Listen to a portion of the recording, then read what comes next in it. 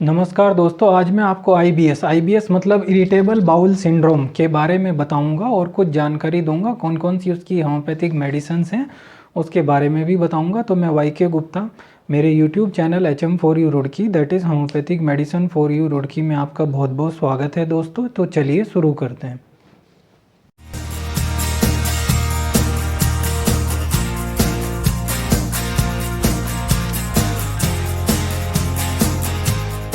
तो दोस्तों, आज हम बात करने जा रहे हैं आईबीएस की, मतलब इरिटेबल बाउल सिंड्रोम की। तो दोस्तों, अगर आपके पेट में हमेशा दर्द सा बना रहता हो और इसके साथ ही साथ आपको कभी कभी तो कॉन्स्टिपेशन मतलब कब्जियत की प्रॉब्लम होती है और कभी कभी जो है लूज़ मोशन मतलब डायरिया की प्रॉब्लम होती है।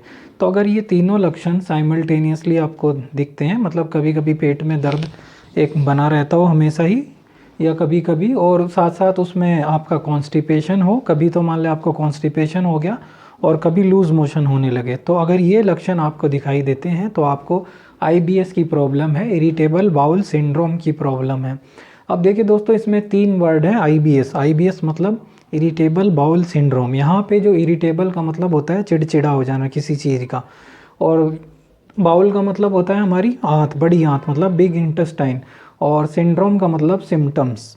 तो इस तरह के अगर सिम्टम्स आते हैं, मतलब आपकी बड़ी आंत अगर चिड़चिड़ी हो जाए, तो चिड़चिड़ी में जैसे कोई छोटा बच्चा होता है वो चिड़चिड़ा हो जाता है, कई बार रोने लगता है, कई बार कहीं पे जाते हैं तो हंसने लगता है या जिद करने लगता है कि यही चीज़ हमको दिलाइए। तो ये एक जो है चिड़चिड़ापन का नेचर है। तो ऐसे ही हमारी बड़ी आंत होती है, अगर वो चिड़चिड़ा हो जाए, मतलब बड़ी आंत चिड़चिड़ी अगर हो जाए, तो कई बार क्या होगा, कई बार तो आपको ज़्यादा मोशन होगा तो लूज़ मोशन होने लग जाएंगे एकदम से, मतलब डायरिया की प्रॉब्लम होगी। और कई बार उसमें जो है एक बड़ी आंत में पेरिस्टेटिक मोशन होता है, मैंने पहले भी बताया है। तो वो पेरिस्टेटिक मोशन अगर ज़्यादा हो जाता है तो उसमें आपको क्या होगा, फिर लूज़ मोशन होगा, आपको दस्त लगेगा, मतलब डायरिया होगा। और कई बार वो जो पेरिस्टेटिक मोशन जो है वो डिस्टर्ब हो जाए या होना बिल्कुल बंद हो जाए, तो उसकी वजह से क्या होगा, आपको कॉन्स्टिपेशन होने लगेगा।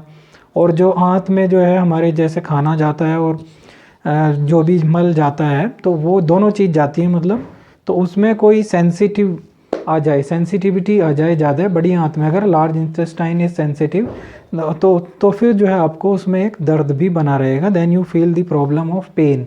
तो ये तीनों प्रॉब्लम अगर आपको एक साथ देखने को मिलती हैं, और जिनको बेसिकली ये प्रॉब्लम उनको ज़्यादा होती है जिनको किसी मतलब ज़्यादा गैस्ट्रिक प्रॉब्लम रहती हो या कोई अल्सर की प्रॉब्लम रहती हो, इस तरह से होता है, मतलब ज़्यादा जिन्हें लंबे टाइम से किसी गैस्ट्रिक कॉन्स्टिपेशन प्रॉब्लम हो, अल्सर प्रॉब्लम हो, तो इस तरह में अगर ये जो आपको आईबीएस देखने को मिलेगा, तो तीन चीज़ें इसमें जो होती हैं, तीन चीज़ें बहुत कॉमन है। वो है, एक तो स्टोमक का पेन, पेट में दर्द हो, दूसरा आपको कॉन्स्टिपेशन हो, और तीसरा आपको डायरिया हो।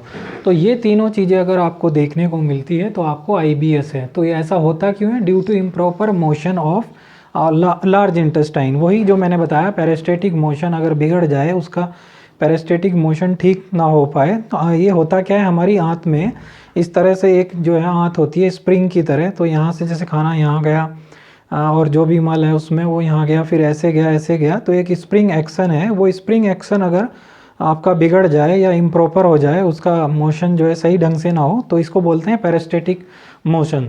तो इसी की वजह से आईबीएस की प्रॉब्लम होती है। इसमें कई बार क्या होता है, मोशन जो है स्प्रिंग ने ज़्यादा कर दिया तो आपको लूज़ मोशन हो गया, और कई बार ये मोशन बिल्कुल ना हो पाए तो फिर आपको कॉन्स्टिपेशन फील होगा और साथ साथ पेट में दर्द भी बनेगा। तो ये आईबीएस की जो है मेन प्रॉब्लम होती है।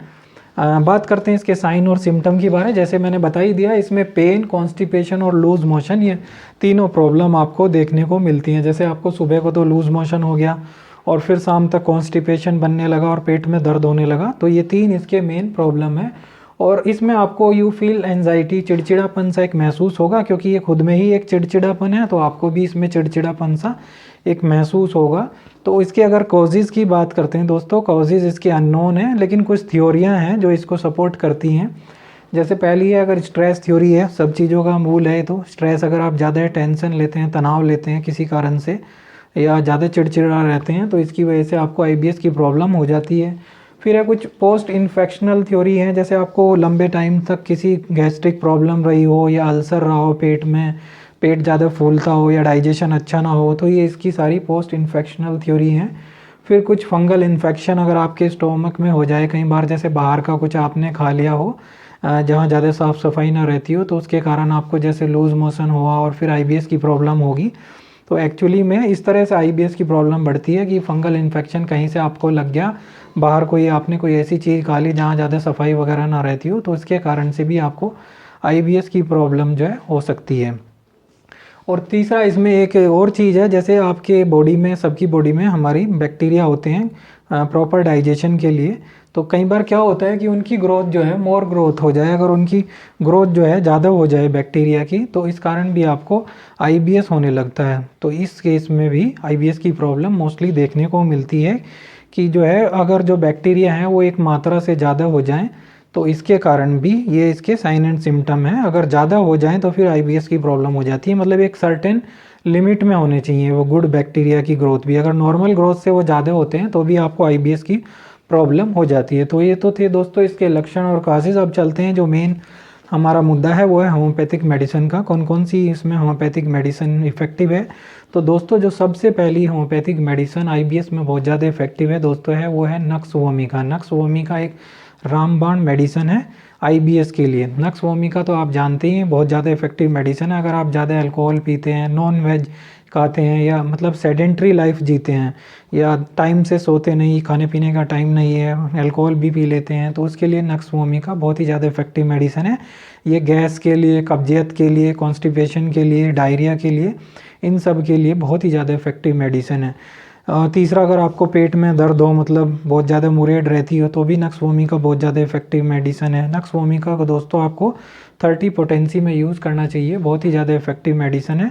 अब चलते हैं इसकी डोजेज़ की तरफ। तो डोजेज़ के बारे में अगर बात करूँ तो नक्स वोमिका 30 को आपको 2 बूंद डायरेक्टली टंग में सुबह और शाम में लेना है। थोड़ा सा खाना खाने से आधे घंटे पहले लें, ये ध्यान रखना है। 30 पोटेंसी में यूज़ करें दोस्तों, बहुत ज़्यादा इफेक्टिव मेडिसिन है। दूसरी मेडिसिन दोस्तों है इसमें पोडोफाइलम 30। पोडोफाइलम 30 उनके लिए जिनको बहुत ज़्यादा डायरिया या बहुत ज़्यादा कॉन्स्टिपेशन रहती है, और साथ साथ जो है आपके स्टूल में से स्मेल भी आए, बहुत मतलब इरिटेबल स्मेल आए, तो उसके लिए भी पोडोफाइलम 30 बहुत ज़्यादा इफेक्टिव मेडिसिन है। जिनको लूज़ मोशन और कॉन्स्टिपेशन दोनों प्रॉब्लम रहती हैं, तो बहुत इफेक्टिव मेडिसिन है, हमेशा दोस्तों इसको देना चाहिए पोडोफाइलम 30 को। इसको भी आपको 2 बूंद डायरेक्टली टंग में लेना है सुबह शाम। तो बहुत ज़्यादा अगर आपका स्टूल जो है स्मेली है, कोई जा नहीं पाता आपके जाने के बाद, मतलब एकदम से बहुत ज़्यादा स्मेल आती हो, तो उस केस में, और साथ साथ लूज़ मोशन और कॉन्स्टिपेशन में भी बहुत ज़्यादा इफेक्टिव मेडिसिन है पोडोफाइलम 30। बहुत आपको देना चाहिए, इसमें 2 बूंद सुबह शाम लेना चाहिए, बहुत अच्छे रिजल्ट मिलेंगे। तो ये 2 मेडिसिन हुई। अब दोस्तों चलते हैं, एक तीसरी मेडिसिन है हाइड्रोस्टिस मदर टिंचर। हाइड्रोस्टिस मदर टिंचर बहुत ही ज़्यादा यूज़ होती है आईबीएस के केस में दोस्तों, इरिटेबल बाउल सिंड्रोम के केस में बहुत ज़्यादा इफेक्टिव मेडिसिन है। तो हाइड्रोस्टिस जो है एक्चुअली हमारे म्यूकस मेम्ब्रेन में एक्ट करती है। पूरे स्टोमक में एक म्यूकस मेम्ब्रेन होती है, जैसे जो थूक निकलता है जिस मेम्ब्रेन से, तो स्टोमक में भी एक म्यूकस मेम्ब्रेन होती है। पूरे स्टोमक मतलब पूरे मुंह से लेके नीचे तक म्यूकस मेम्ब्रेन होती है, तो ये इसमें असर करती है, और इसमें जाकर अगर आपको कब्जियत है या डायरिया है या लूज़ मोशन है, तो इन सब चीज़ों को ये ठीक करती है। पूरे पेट के लिए हमारे हाइड्रोस्टिस मदर टिंचर बहुत ही ज़्यादा इफेक्टिव मेडिसिन है। साथ साथ जिनको अगर गैस्ट्रिक की प्रॉब्लम भी रही हो लंबे टाइम से, या कोई अल्सर की प्रॉब्लम रही हो, चाहे वो पेप्टिक अल्सर हो, ड्यूडिनल अल्सर हो, इन सब केसेस में हाइड्रोस्टिस मदर टिंचर आपको ज़रूर लेना चाहिए। ये एक जो है एंटीबायोटिक की तरह से काम करती है हमारे पेट के अंदर, मतलब बहुत सारे केसों में बहुत ही ज़्यादा इफेक्टिव मेडिसिन है।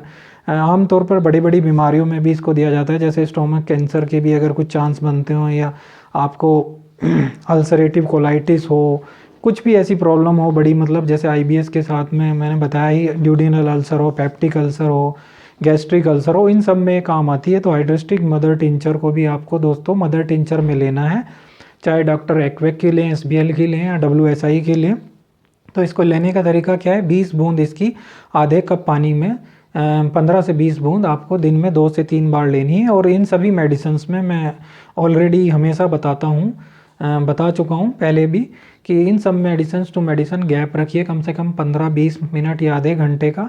तो ये मेडिसिन आपको लेनी है इसमें, हाइड्रोस्टिस मदर टिंचर। और दोस्तों एक मेडिसिन जो आईबीएस के केस में, या आपको जो भी पेट की प्रॉब्लम है, जैसे गैस्ट्रिक प्रॉब्लम है, या लूज मोशन है, या कॉन्स्टिपेशन है, एक डॉक्टर रेक्वेक की R5 सीरीज़ की मेडिसिन है, R सीरीज़ की मेडिसिन है R5, इसको भी आप यूज़ कीजिए। डॉक्टर रेक्वेक में ही मिलती है R5 में। तो इसको लेने से भी आपकी जो गैस्ट्रिक प्रॉब्लम है या कॉन्स्टिपेशन की प्रॉब्लम है, लूज़ मोशन की प्रॉब्लम है, बहुत ही इफ़ेक्टिव मेडिसिन है, डॉक्टर रेक्वेक की है, जर्मन की। तो R5 को भी आपको 10 से 15 बूंद इसकी आधे कप पानी में, गुनगुने पानी में लीजिए।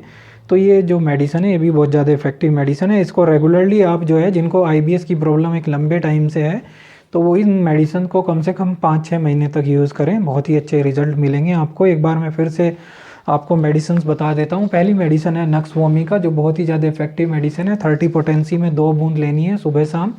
दूसरी मेडिसिन है पोडोफाइलम। अगर आपको कॉन्स्टिपेशन और डायरिया की प्रॉब्लम ज़्यादा होती है और मल जो है, मतलब जो आपका स्टूल है वो बहुत स्मेली है, तो 2 ड्रॉप्स इसकी सुबह शाम लें। और फिर तीसरी है हाइड्रोस्ट्रिस मदर टिंचर, इसकी 20 बूंद, 15 से 20 बूंद आधे कप पानी में, गुनगुने पानी में 3 बार लें। और एक मेडिसिन है R5 डॉक्टर रेक्वेक की, तो इसको भी आप लें। और जिनको गैस की ज़्यादा प्रॉब्लम है, वो मेरा एक वीडियो है कैंट गैस कॉम्बिनेशन पर, मैं वीडियो में उसका लिंक दे दूंगा, वो भी आप यूज़ करें तो बहुत ज़्यादा इफेक्टिव मेडिसिन है। जिनको भी डकारें आती हैं, गैस ज़्यादा बनती हैं, तो इसमें आपका कैंट गैस कॉम्बिनेशन भी बहुत ज़्यादा इफेक्टिव है। वैसे तो R5 से ही काम चल जाएगा, लेकिन जिनको बहुत ज़्यादा प्रॉब्लम है वो उसको भी यूज़ कर सकते हैं। R5 एक डॉक्टर रेक्वेक की मेडिसिन है, जिसकी कॉस्ट लगभग 240 रुपीज़ की होती है, ये थोड़ी कॉस्टली है। और हाइड्रोस्टिस भी देखिए थोड़ा कॉस्टली है, 350 या 400 के आसपास आपको पड़ेगा इसका मदर टिंचर, लेकिन ये पूरे ही आपके स्टोमक सिस्टम में, डाइजेस्टिव सिस्टम में एक्ट करता है। इसको आप ज़रूर यूज़ कीजिए हाइड्रोस्टिस, इसका कोई भी साइड इफ़ेक्ट नहीं है। मदर टिंचर के रूप में आपको इसको यूज़ करना है, बहुत ही ज़्यादा इफेक्टिव मेडिसिन है हाइड्रोस्टिस। तो एज ए एंटीबायोटिक भी, जैसे एलोपैथिक में एंटीबायोटिक आपको दे देते हैं, जैसे इस तरह की कोई बीमारी हो, तो उस केस में वो जो एंटीबायोटिक होती है वो थोड़ा नुकसान भी करती हैं लिवर और किडनी को, लेकिन इस हाइड्रोस्टिस मदर टिंचर का ऐसा कोई भी इफेक्ट नहीं है। बहुत ही ज़्यादा प्लांट किंगडम की मेडिसिन है हाइड्रोस्टिस मदर टिंचर, आप इसको ज़रूर यूज़ कीजिए, बहुत ज़्यादा इफेक्टिव मेडिसिन है। और नक्स वोमिका भी, नट पॉइजन जिसको बोलते हैं, कुचला नाम का एक पेड़ आता है उससे बनती है, भी बहुत ज़्यादा इफेक्टिव मेडिसिन है। इसको पोटेंसी में यूज़ करना है 30 में। तो दोस्तों आशा करता हूँ आपकी ये प्रॉब्लम IBS की इन मेडिसिन को यूज़ करने से कम 5-6 महीने तो लगेंगे, लेकिन ये परमानेंटली ठीक हो जाएगी। और साथ साथ आप थोड़ा कुछ खाने पीने का भी ध्यान दीजिए, जैसे कोई हैवी चीज़ ना खाइए, या स्ट्रेस कम लीजिए, और थोड़ा घूमना भी सुबह शाम जारी रखिए। तो ये सब अगर आप चीज़ें करते हैं और ये मेडिसिन लेते हैं, तो ये आपकी IBS की प्रॉब्लम ज़रूर ठीक होगी। आशा करता हूँ आपको ये वीडियो अच्छा लगा हो। वीडियो अच्छा लगा हो तो उसे ज़्यादा से ज़्यादा शेयर कीजिए, लाइक कीजिए, और यहाँ पे एक सब्सक्राइब का बटन दिया रहता है लाल कलर का, उसको दबाइए और नीचे बेल आइकन को प्रेस कीजिए, और नीचे जो है ऑल ऑप्शन पे टिक कीजिए, जिससे आपको आने वाली वीडियो के बारे में इन्फॉर्मेशन मिलती रहे।